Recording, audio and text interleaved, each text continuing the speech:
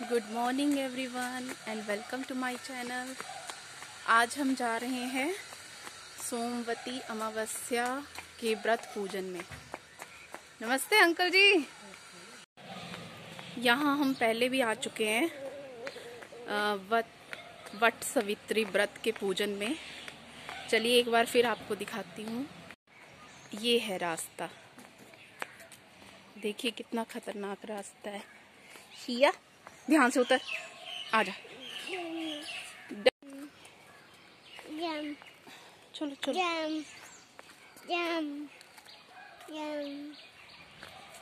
ये एक जंगल एरिया है, वहाँ हम जा रहे हैं। ये देखिए पत्थर, बड़े संभल के उतरना पड़ रहा है। यहाँ बहुत सारे बंदर भी होते हैं। ओ ओ ओ ओ, आराम से आराम से आराम से वो देखिए।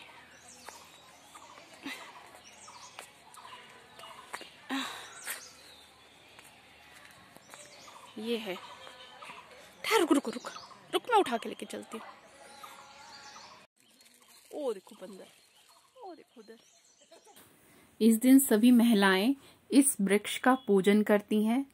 पूजन सामग्री में दूध, दही, गंगाजल, गुड़, घी, चने, सुहागी, फल, मिठाई, ये सब चढ़ाया जाता है।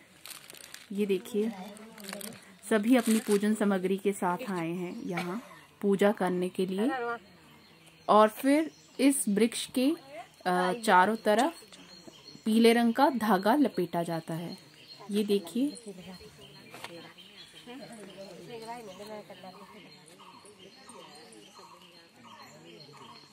चलो आजा, चला हम भी करें। चला इधर आजा, ऐसे चक्कर लगा ले। आजा। अच्छा मैं भी लगाना।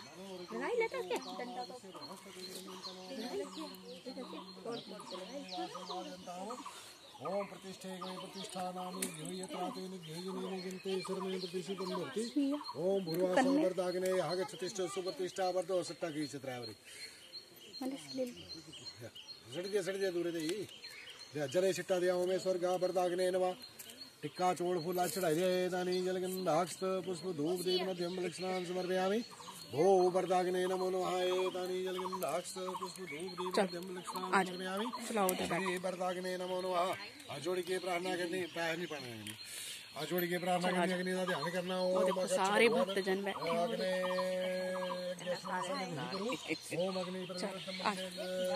इधर आ जा। आदू थोड़ा सा शिया को बैठने दे, इस साइड।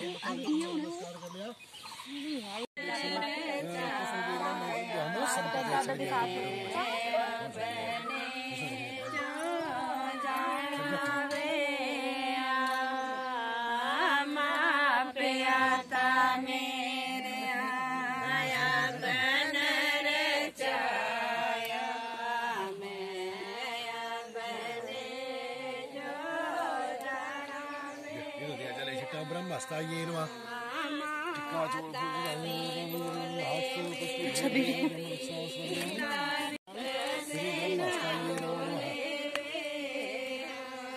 अमाम्य हम देव सर्वहरि सेवितो उत्तमम सहाकार सर्वकार बंटकार समर्पितम हम नमस्कार कराना।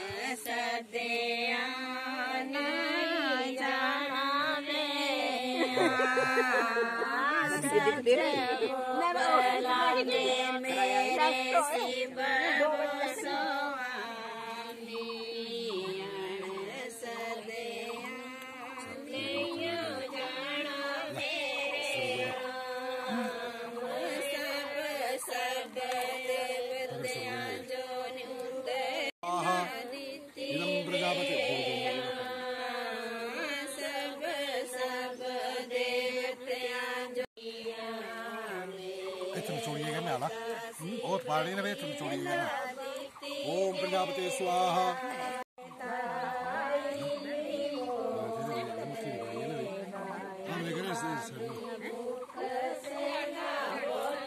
शांति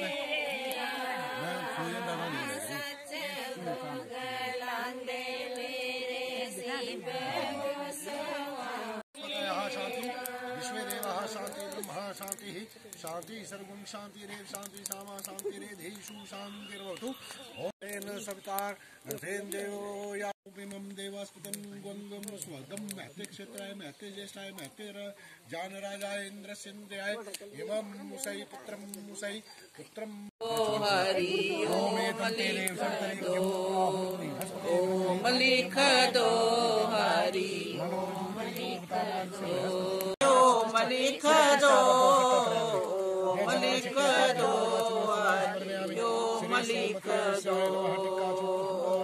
लिख दो हरि ओम लिख दो।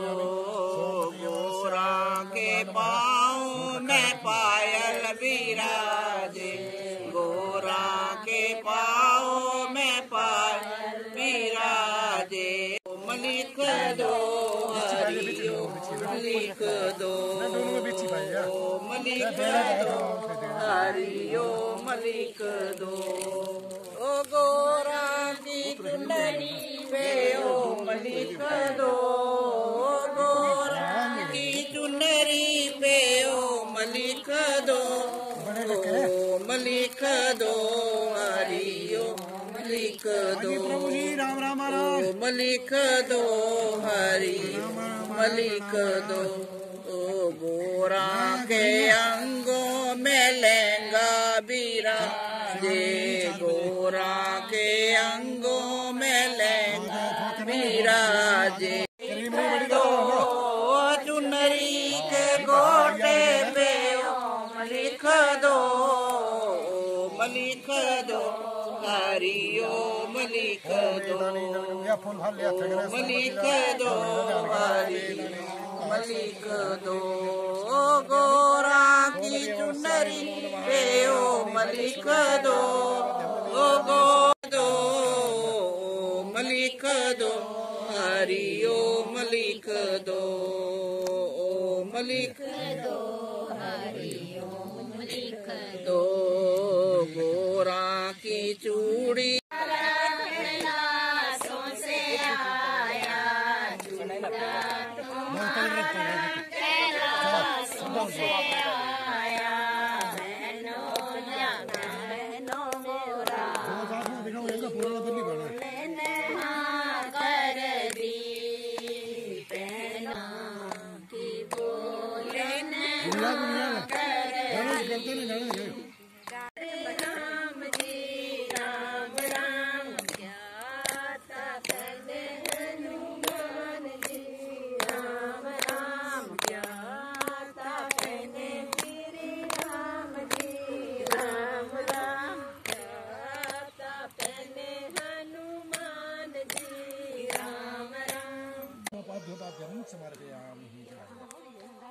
और जान ले लिया चमचे से टिक्का करे फूल पा लिया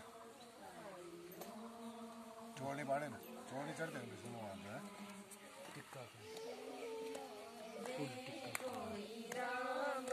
ओम सहस्र शिष्य पुरुषास्त्र हस्त्राक्ष सहस्त्रवाद सोमुनि गंग सर्कल कोई राम का प्याला जन्म सके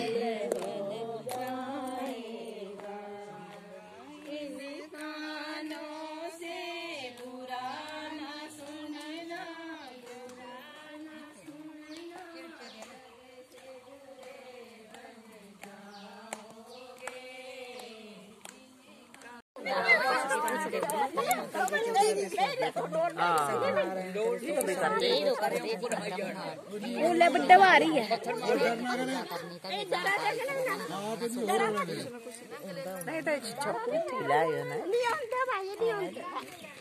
लक्ष्मी नारायण श्री लक्ष्मी नारायण नमो नमः। चलो ये बात अमावस्या प्रत्येक मास की ही पुण्य दायनी होती है, लेकिन जब कि अमावस्या सोमवार के दिन आती है तब ये तिथि अनंत फल देने वाली कही गई है। सोमवार के दिन पड़ने वाली अमावस्या को ही सोमवती अमावस्या कहते हैं। इस दिन के व्रत का हमारे ग्रंथों में बड़ा महात्म्य है। अतः इस शुभ दिन में प्रातः काल उठ करके नित्य कर्मों से निवृत्त होकर के गंगा तथा अन्य किसी पवित्र नदी में स्नान करें। सोमावती अमावस्या को हरिद्वार में गंगा स्नान का भी बहुत फल है। स्नान के पश्चात आगे देवी कथा का पाठ करें, जो इस प्रकार से है। राजन, मैं जो सब व्रतों से उत्तम व्रत है उसको कहता हूँ। इस व्रत के करने से चिरंजीवनी संतान की प्राप्ति होती है। जब सोमवार युक्त अमावस्या हो, मनुष्य को पीपल के नीचे जाकर के श्री लक्ष्मी नारायण की पूजा करनी चाहिए। 108 फल लेकर के उस वृक्ष की प्रदक्षिणा करनी चाहिए। हे राजन, इस सोमावती अमावस्या के व्रत में श्री लक्ष्मी नारायण भगवान बड़े प्रसन्न होते हैं। तुम्हारे इस व्रत को करने से उत्तरा का गर्भ संजीव होगा और उसके गर्भ से जो पुत्र प्राप्त होगा वह 3 लोक में विख्यात होगा। अब व्रता की व्याख्या कीजिए और आप ये बताइए कि मृत्यु लोक में इस व्रत ने किस प्रकार प्रसिद्धि पाई। ये व्रत यहाँ पर किस किसने किया और उसके करने से क्या फल मिलता है। श्री भीष्म पितामह जी कहने लगे कि कांची नामक एक बहुत बड़ा नगर था। उस नगर के राजा का नाम रतन सेन था। उसके राज्य में प्रजा सुखी थी। कांची नगर में एक देव स्वामी ब्राह्मण रहता था, जिसकी स्त्री अत्यंत सुंदर थी। उसका नाम धनवती था। देव स्वामी के 7 पुत्र थे और एक रूपवती कन्या हुई, जिसका नाम माता पिता ने गुणवती रखा। देव स्वामी की 7 बहुओं ने बारी बारी से आकर के उसको भिक्षा दी। ब्राह्मण ने उन स्त्रियों को अवैधभ्य सौभाग्यवती संपत्ति का आशीर्वाद दिया। इसके बाद धनवती ने गुणवती को भी शिक्षा देने के लिए इस विप्र के पास भेजा। उससे ब्राह्मण को प्रणाम करके उसको भिक्षा दी। भिक्षा पा करके विप्र ने कहा कि तुम धनवती हो। इस आशीर्वाद को पाकर के गुणवती ने अपनी माता से बताया। ये सुनकर ब्राह्मण के पास आई और कहा, महाराज, आपने मेरी बहुओं को तो उत्तम आशीर्वाद दे दिया, लेकिन मेरी कन्या को विपरीत आशीर्वाद दिया। फिर भी मुझे इसका कारण बताओ। ब्राह्मण ने कहा कि देवी, तुम सब में से सबसे अधिक पिता का भक्त हो और माता की आज्ञा का पालन करने वाला हो। वह गुणपति को साथ ले जाकर के सिंगल द्वीप से सोमा को ले आए। धनवती की बात सुनकर के उसके पुत्रों ने कहा कि माँ, तुम अपनी पुत्री के प्यार में फंस करके हम एक बड़ी कठिन यात्रा का भेजना चाहती हो। मार्ग में 100 योजना का विस्तृत समुद्र है, इसलिए हम असमर्थ हैं। अपने पुत्रों की ये बात सुनकर के देव स्वामी ने कहा कि हाय, लेकर के सिंबल द्वीप को रवाना हो गया।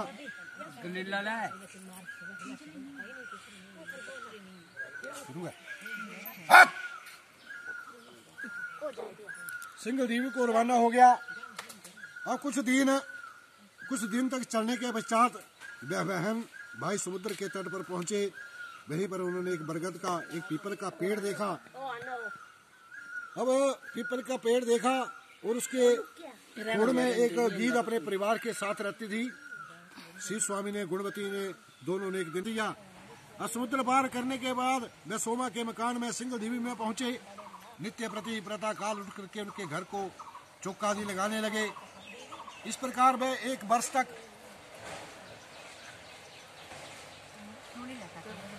चौका लगाने लगे। इस प्रकार वे 1 वर्ष तक करते रहे। एक दिन सोमा ने अपने पुत्रों से पूछा कि प्रातः काल कौन हमारे घर में चौका लगा जाता है। सोमा के पुत्रों ने उत्तर दिया, गुणवती को अंगन लीपते हुए देखा। इस पर उसने उनसे पूछा कि तुम कौन हो।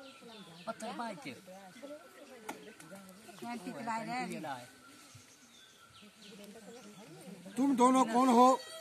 शिव स्वामी ने कहा कि हम दोनों ब्राह्मण हैं। इस पर सोमा ने कहा कि तुम्हारे ब्राह्मण होकर के मेरे घर का चौका लगाने में तो मैं नष्ट हो गई। इस पाप से भला मैं किस प्रकार छुटकारा पा सकती हूँ, हासिल कर सकती हूँ। दिया कि लड़की मेरी बहन है कि सदृश वर लाने को जयनगरी में गया। वहां से देव शर्मा ब्राह्मण के पुत्र रुद्र शर्मा को ले आया। उसके बाद गुणवती का विवाह सोमा ने करवाया। शुभ लगन और शुभ नक्षत्र में देव स्वामी के रुद्र शर्मा को अपनी कन्या का दान किया। देव स्वामी का मकान वेद मंत्रों की ध्वनि से गूंज उठा। लेकिन जब सबके सब उच्च स्वर से रोने लगे, लेकिन सोमा चुपचाप बैठी रही। उसके व्रत का सारा फल धनवती को दे दिया।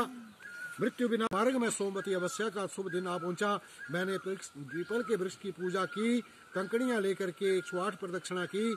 इससे मेरे पति पुत्र दामाद सब जीवित होंगे। तुम भी इस व्रत को विधि पूर्वक किया करो। तुम्हारे इस वैधव्य को न प्राप्त होकर के और आर्तिक्यम समर्पयामि श्री लक्ष्मी नारायण देवाय नमो नमः। ओम जय जगदीश हरे स्वामी जय जगदीश हरे, भगवान जय जगदीश हरे जगत जैनों के संकट दास, जैनों के संकट शरण, सुख संपत्ति करे आवे, सुख संपत्ति करे आवे, राष्ट्र मिले धन खायो। ओम जय जगदीश हरे, मात पिता तुम मेरे, शरण पड़ू मैं किसकी, स्वामी शरण पड़ू मैं किसकी, तुम बिन और न दूजा पार ब्रह्मा परमेश्वर, पार ब्रह्मा परमेश्वर, तुम सबके स्वामी।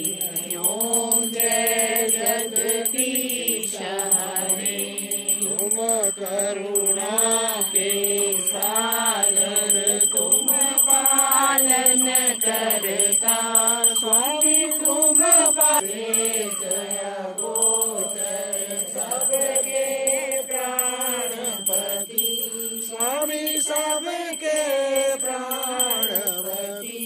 हरि ओम जय जगदीश हरे।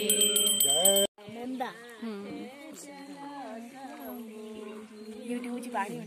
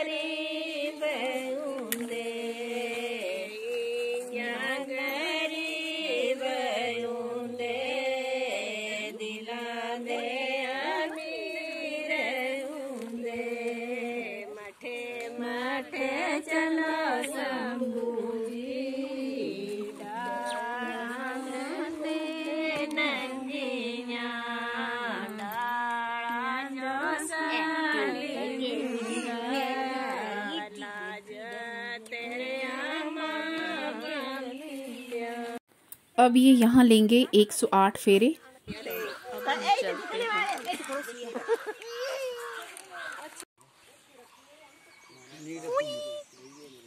क्या नाम है?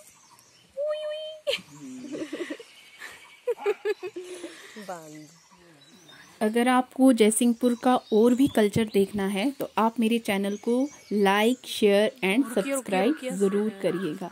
शब्बू बंदर है। चल तू रहने दे, वो रहने दे शब्बू। आया शब्बू।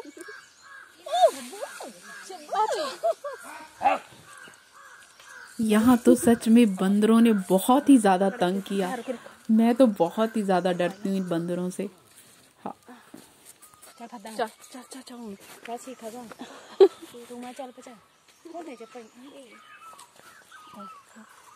चलो चलो भागो भागो भागो। वो